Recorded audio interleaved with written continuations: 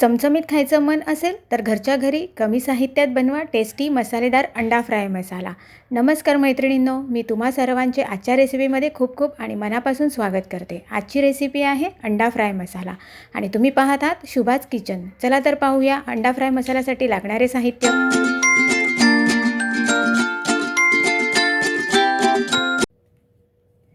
अंडी उकडून घेतलेली, टोमॅटोची पेस्ट करून घेतलेली आहे, कांद्याची पेस्ट करून घेतलेली आहे, कोथिंबीर, दही, कढीपत्त्याची पाने आहेत, मिरची घेतली आहे एक, चिकन मसाला, धना जिरा पावडर, हळद, काश्मीरी मिरची पावडर, मालवणी मसाला, चवीनुसार मीठ आणि आलं लसूणची पेस्ट.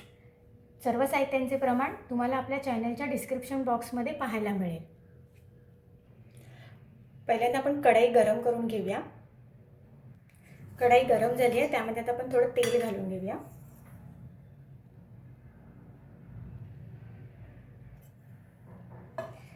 आणि या गरम झालेल्या तेलामध्ये आपण ही अंडी सोडून घ्यायची.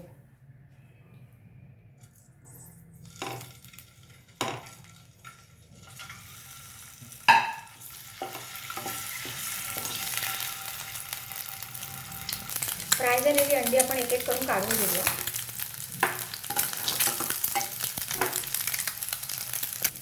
या तेलामध्ये आता आपण मिरची घालून घेऊया.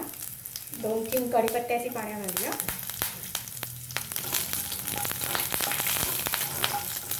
आणि त्यामध्ये लगेच आपण कांदा, पेस्ट चांगली नरम कलर चेंज होईपर्यंत परतून घेऊया. कांदा चांगला ब्राऊन झाला आहे. आता आपण यामध्ये टोमॅटोची पेस्ट करणार.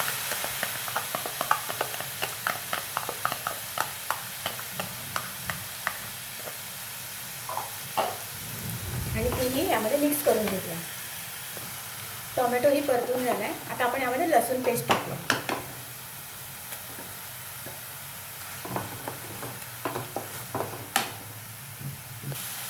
आता हे सगळे मसाले सगळे परतून झाले. आता आपण जे सुके मसाले ठेवले होते ते यामध्ये घालून घेऊया.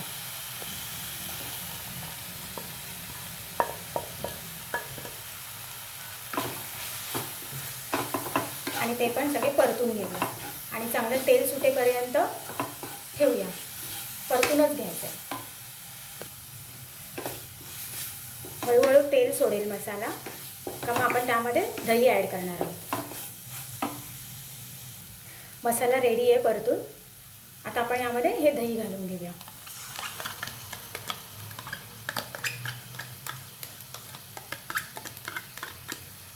दही घालताना नेहमी गॅस बारीक करून ठेवायचा, म्हणजे ते दही फाटणार नाही.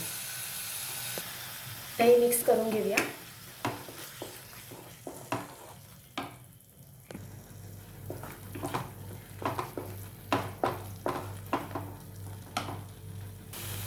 मसाला तर रेडी झाला आहे भाजून. आता यामध्ये आपण जी फ्राय केलेली अंडी आहेत ती यामध्ये घालून घेऊया.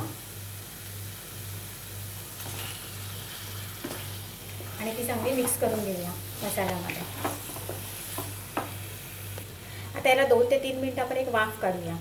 झाकण मारून ठेवून देते.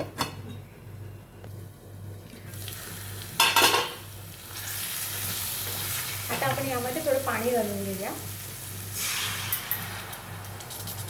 त्यानंतर मिक्स करून घेऊया.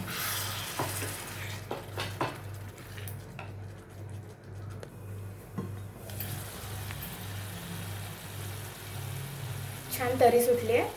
आपला अंडा मसाला तयार आहे. आपला मसालेदार अंडा फ्राय तयार आहे. मैत्रिणींनो, तुम्ही सुद्धा ही रेसिपी करून बघा आणि आवडल्यास मला जरूर कमेंट करून सांगा. आणि माझ्या रेसिपीला शेअर करा, लाईक करा आणि हो, सबस्क्राईब करायलाही विसरू नका. थँक्यू.